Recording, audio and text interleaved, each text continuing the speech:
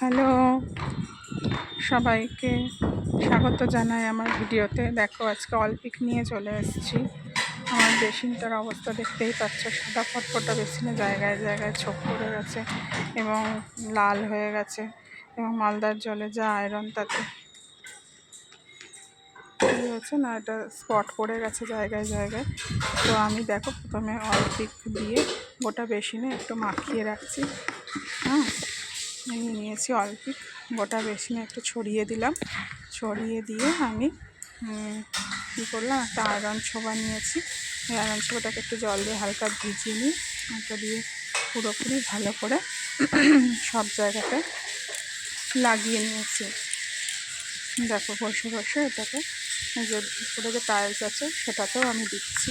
এটা সম্পূর্ণ নিরাপদ ব্যবহার এবং কোনো আয়রনের দাগও থাকে না।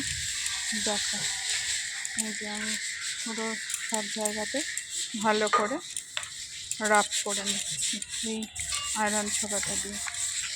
ভীষণ ভালো একটি প্রোডাক্ট অলিম্পিক। আমি দীর্ঘদিন ধরে ইউজ করছি, যবে থেকে এটি কোম্পানি লঞ্চ করেছে তবে থেকে আমি এটি ব্যবহার করছি এবং আমার বাড়িতে এটি ইউজ করা হয় বাথরুমে টয়লেট ক্লিনার হিসেবে। আমি বেসিনটা পরিষ্কার করে নিচ্ছি ভালো করে। প্রথমে রাব করে নিলাম জায়গাটা, একটু বিশেষ হচ্ছে দরকার সেখানে আরেকটু ভালো করে ঘষে নিচ্ছি।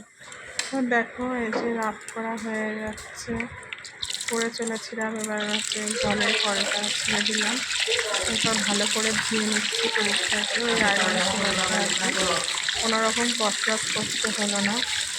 একটুখানি লাগিয়ে রেখে দেখো, কিছুক্ষণ লাগিয়ে ভিজিয়ে রাখি।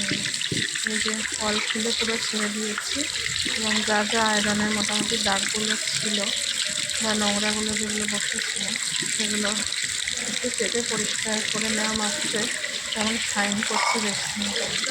দেখো, তোমরা সবাই দেখতেই পাচ্ছ পরিষ্কার হয়ে যাচ্ছে, খুব জলদি পরিষ্কার হয়ে গেল।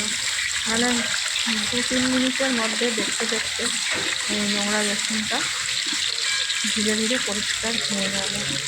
এবং আমি দেওয়ালের টাইলসগুলোকেও পরিষ্কার করে নিলাম, সুন্দর রেখে